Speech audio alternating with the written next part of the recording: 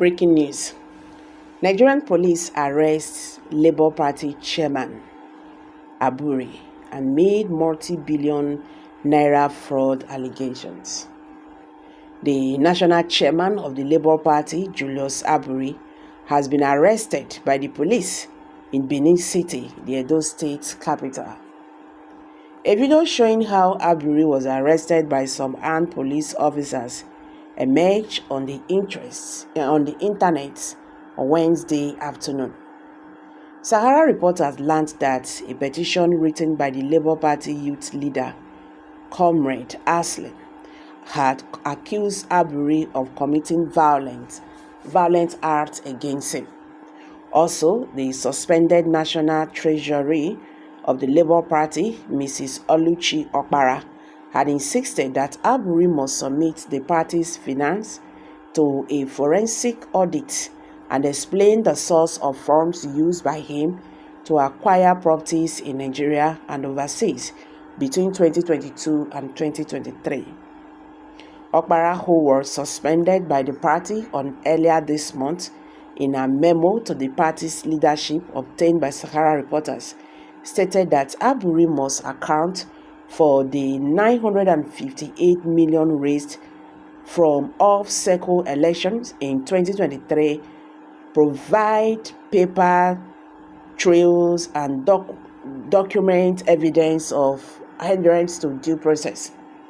She added that the party's national chairman must declare every single dollar raised from the 2023 U.S. fundraising tour and provide documentation on where donations were warehoused and how some was appropriated. Sahara reporters earlier reported that Okpara called on Abure to render an account of party funds amounting to over 3.5 billion. Okpara, who made the demand during a press conference, had said that the money was the proceeds of the sale of farms and sundry fundraisers from the 2023 general elections.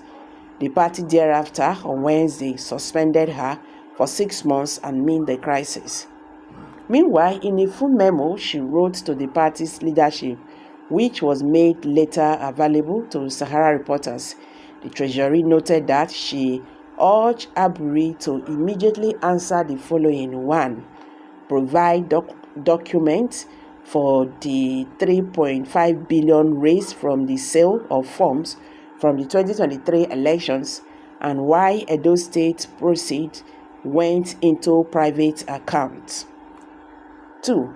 Account for the 958 million raised from all cycle elections in 2023, provide paper trails and documentary evidence of adherence to due process. 3. Declare every single dollar raised from the 2023 U.S. fundraising tour and provide documentation on where donations were warehoused and how some was appropriated. 4. Explain the source of funds for properties bought in Nigeria and abroad between 2022 and 2023. Provide paper evidence. 5. Allow me unfiltered access to party accounts and records as National Treasury. 6. Submit to an independent forensic audit of our party's finances to be conducted by a reputable international firm. 7. Explain why he has deliberately undermined my authority and flouted the Labour Party's constitution. 8. Provide evidence that he has not abused his office for personal enrichment through theft, money laundering, or abuse of power. She added, the Labour Party belongs to its board membership, not a single power-drunk individual. So I urge Mr. Abure to do the honorable thing and submit himself to a transparent process that will restore confidence, trust, and integrity in our party's financial dealings I sincerely hope the chairman sees this opportunity to clear the air. Our loyal supporters deserve nothing less. Accordingly, I call upon Mr. Julius Abure to come clean and be held accountable for his actions. I demand that he immediately relinquish his stronghold on the party's finances and allow me to carry out my constitutionally assigned duties without interference.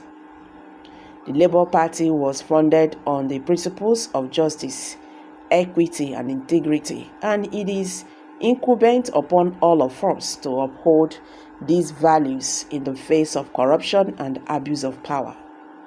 I equally urge all members of the Labour Party, including Mr. Peter Obi, and the Nigerian public to stand with me in demanding accountability and transparency from our chairman. We cannot allow the actions of a few individuals to tarnish the head and reputation of our party or determine the trust of the people we serve. It is time for change, and I stand ready to fight for the principles that define us as party and as a nation. She proceeded to lodge us at the Smart Homes Hotel, unknown to us that she was plotting a sinister and a gruesome ambush. The next morning, a man named Austin Emeke came to pick me and my colleague, Mr. Patrick, up from the hotel lobby, pretending to take us to a meeting venue. Instead, we were violently attacked just outside the hotel gate by a waiting mob. Okay, I believe they are talking about he, not she. Nigeria is a lawless country. Things will keep getting worse until laws are put in place to severely punish people who abuse public office. Well, I'm dropping it here.